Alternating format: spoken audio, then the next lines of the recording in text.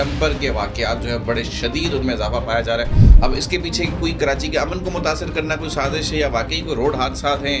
جو بنیادی وجہ ہے وہ سسٹم اور نظام کی وجہ ہے، اور اس کو لسانی طرف اس کو فارورڈ کرنے کی کوشش کی گئی، لسانیت کی طرف لے کر جانے کی کوشش کی گئی. اس میں بنیادی کردار سندھ کے گورنر کا تھا، اس میں بنیادی کردار MQM حقیقی کا تھا. کھل صاحب، کراچی کی بات ہو رہی تو کراچی کے امن کی بات اگر ہم نہ کریں تو ناانصافی ہوئی. کراچی میں ابھی پچھلے دنوں سے دوبارہ سے دیکھیں بدامنی کی فضا کو ہوا دی جا رہی ہے. میں نہیں جانتا کہ اس کے پیچھے محرکات کیا ہیں. کراچی کا امن دوبارہ سے متاثر کیا جا رہا ہے، کراچی میں لسانیت کو دوبارہ سے ہوا دی جا رہی ہے. ایک بہت ہی حیرت انگیز طور پہ ڈمپر کے واقعات جو ہیں بڑے شدید ان میں اضافہ پایا جا رہا ہے. اب اس کے پیچھے کوئی کراچی کے امن کو متاثر کرنا کوئی سازش ہے یا واقعی کوئی روڈ حادثات ہیں یا جان بوجھ کے کوئی ایسے کراچی کو ٹارگٹ کیا جا رہا ہے کہ مطلب کراچی کے نوجوانوں کو کسی اور طریقے سے ختم کیا جائے گا؟ اس کے پیچھے کیا محرک؟ دیکھیں، شہر کراچی میں اس وقت ٹریفک ایک بہت بڑا مسئلہ بنا ہوا ہے، اور بڑے خوفناک حادثات بھی درمیان میں ہوئے ہیں. اللہ تعالیٰ سب کی شہادتیں قبول فرمائے، صبر جمیل سب کو عطا فرمائے. اس میں جو بنیادی وجہ ہے وہ سسٹم اور نظام کی وجہ ہے. مینجمنٹ سب سے بڑا مسئلہ ہے اس وقت شہر کراچی میں. ٹریفک مینجمنٹ کی میں بات کر رہا ہوں. آپ کی سڑکوں کا انفراسٹرکچر تباہی سے دوچار. آپ کی سڑکوں پر آدھے سے زیادہ اس پر لوگوں نے ٹھیلے اور دکان وغیرہ اور سارے کڑے کر کے کتنا روڈ بچا ہوا ہوتا ہے.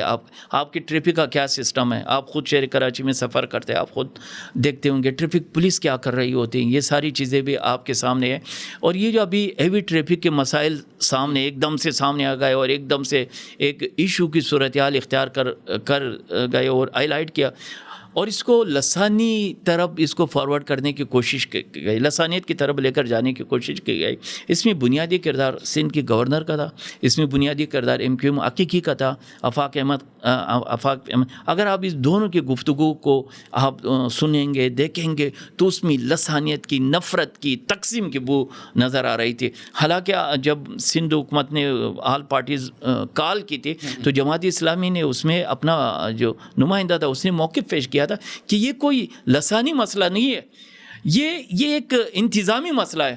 اگر انتظامی طور پر ٹریفک کو کنٹرول کریں گے، انفراسٹرکچر ٹھیک کریں گے، چاہے ہیوی ٹریفک ہو یا موٹر سائیکل ہو یا کوئی ہو، تو اس مسئلے کو ہینڈل کیا جا سکتا ہے. لیکن ان دونوں کی یہ کوشش تھی کہ اس کو آپ مجھے تو بتائیے، گورنر جو ہے یہ سندھ کا گورنر ہے یا کراچی کا گورنر ہے؟ مجھے تو نہیں لگ رہا تھا کہ یہ سندھ کے لہجے میں بات کر رہی، تو کسی اور لہجے میں بات کرت. میں جاؤں گا، میں کروں گا، میں بلاک کروں گا، میں ہیوی ٹریفک کے سامنے ٹرالر ڈمپر کے سامنے کھڑا ہو جاؤں، یہ کروں گا، وہ کروں گا.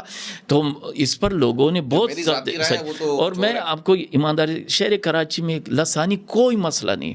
سندھی ہو، پٹھان ہو، مہاجر ہو، بلوچ ہو، پنجابی ہو، کسی کمیونٹی سے، کسی مذہب سے تعلق رکھنے والے کسی کو کسی سے کوئی تکلیف نہیں. یہ جو طبقہ ہے، یہ جو جرائم پیشہ طبقہ ہے، یہ جو مافیاز ہے، یہ لوگوں کو تقسیم کر کے کبھی لسانیت کے نام پر، کبھی فرقے کے نام پر اس میں نفرتیں کریٹ کر کے. کون ہے مافیاز؟ وہ ہے جو جھوٹ کی بنیاد پر، دروغگوئی کی بنیاد پر، دو نمبری کی بنیاد پر حکمراں بنتے ہیں اور پھر ملک کے خزانوں پر قابض ہو کر ملک کو لوٹتے ہیں. آپ مجھے بتائیں یہ ملک کی بد نصیبی ہے یا نہیں؟ جو آپ کے جو ہمارے سندھ میں، یا میں پورے ملک کی بات کرتا ہوں، جو معاشرے کے سب سے بدترین لوگ ہوتے ہیں نا، وہ خزانوں کے خزانچی بن جاتے ہیں. ان کے ہاتھ میں خزانوں کی چھبیاں دی جاتی ہیں. دینے والے سب کو پتہ ہے کون دیتا ہے، کیسے دیتا ہے، کس طرح بنوائی جاتی ہے. اگر بنتی تو آپ کو ابھی 2024 کے الیکشن میں، بلکہ ہم تو خود الیکشن لڑے ہیں، کئی الیکشن، تو ہم نے تو آخر میں یہ کہ بھائی آپ نے اگر اس طرح سے لوگوں کو بٹانا ہے تو ایسی بٹھاتے ہیں. یہ پورے ہم یہ الیکشن مہم چلاتے ہیں، کئی مہینوں تک محنت کرتے ہیں، کوشش کرتے ہیں، لگے رہتے ہیں، اور وہ کروڑوں روپے خرچ لوگوں کے ہو جاتے ہیں، اور بعد میں جو ہے نا فارم 47 کے ذریعے سے جو 70,000 ووٹوں کے مقابلے میں 70 ووٹ لیتے ہیں، اس کو جا کے بٹا دیا جاتا ہے کہ جا بیٹا اب تم اس سیٹ کو سنبھالو، اور حالات پھر آپ کے سامنے ہیں.